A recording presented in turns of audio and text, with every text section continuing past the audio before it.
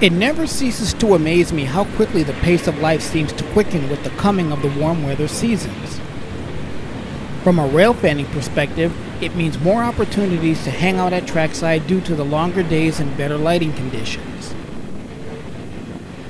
Down in Taylor Yard at control point 673, train 37T is getting a good running start for the upgrade assault that begins 1 mile ahead at control point 672.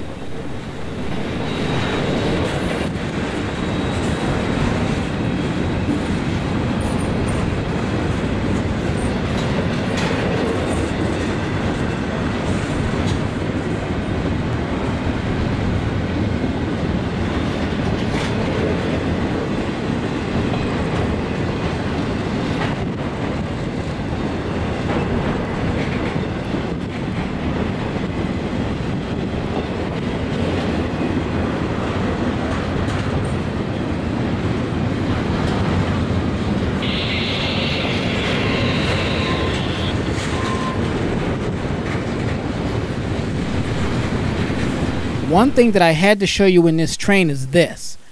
Now, before all of you purists and do-gooders jump through the screen and lecture me on how graffiti is illegal and vandalism, yes, that's true. But I think that we can all agree that some of it's actually pretty darn good. Down on the south side at the Delaware-Lackawanna shops on Breck Street, springtime is in the air as many of the vintage railroad artifacts are basking in the midday sun. Dinosaurs like Connie, the former Conrail GP8 number 5460 that's celebrating a birthday this month. A historical diesel locomotive in every sense of the word, the 5460 began life as DL&W GP7 number 959 and is one of 15 dynamic brake-equipped GP7s that pulled freight alongside of steam power on the road of anthracite until the last fires were dropped in Scranton in the summer of 1953. It's shown here on April 13th, coupled to yet another Erie-Lackawanna family member and survivor.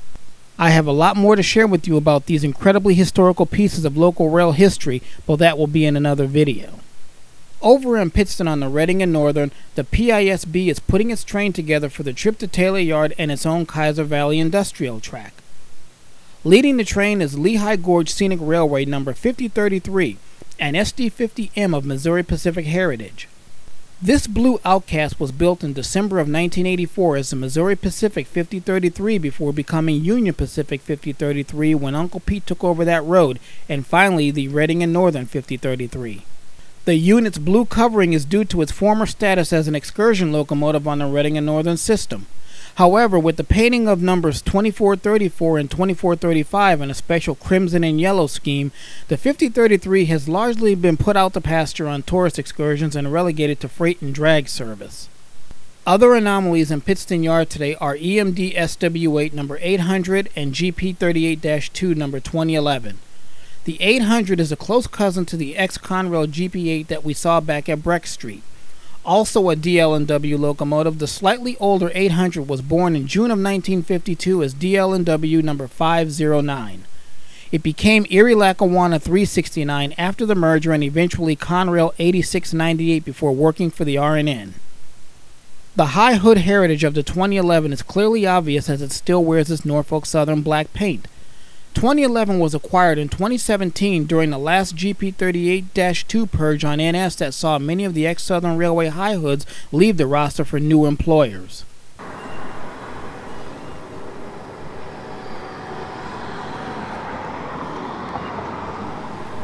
Back in our usual spot at the Y, it's another day but a familiar scenario as something different is going on. Seeing trains moving into Steamtown head first is a given, but for some odd reason, I'm guessing that it made switching easier inside the small yard. The DL is moving their train in marker first today.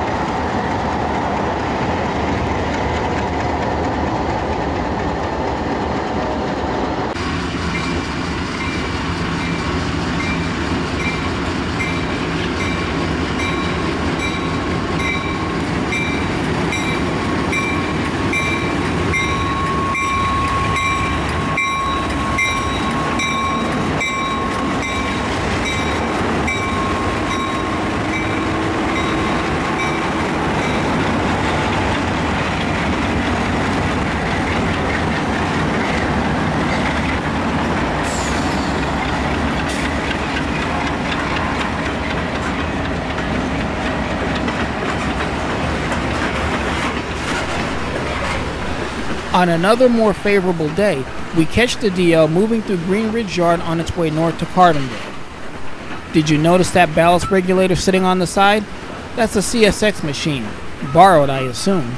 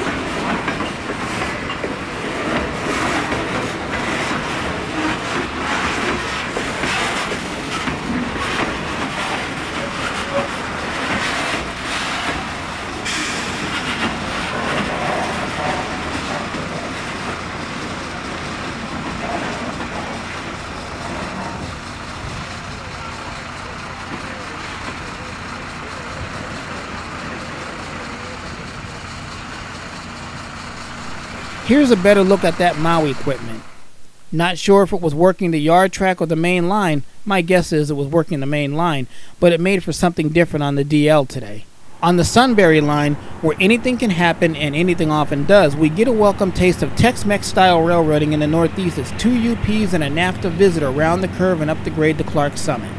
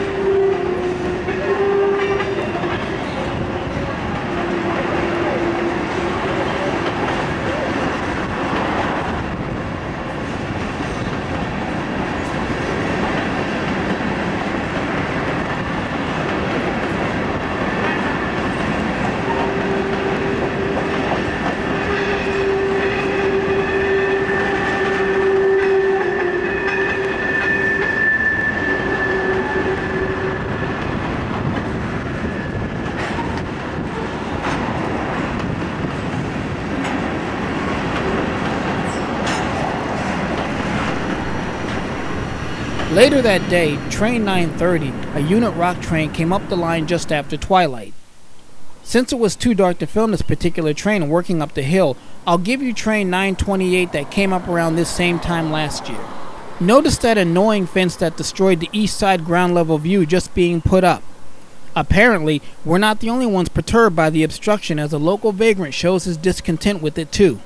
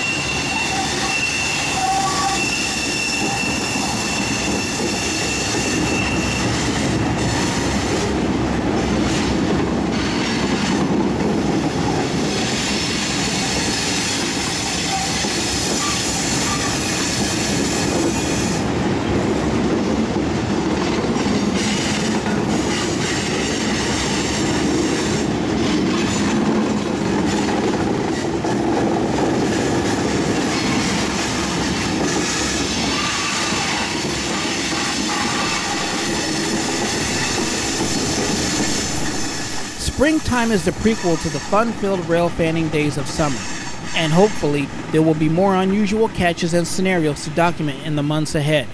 Until then, for Trains 21, call me AC.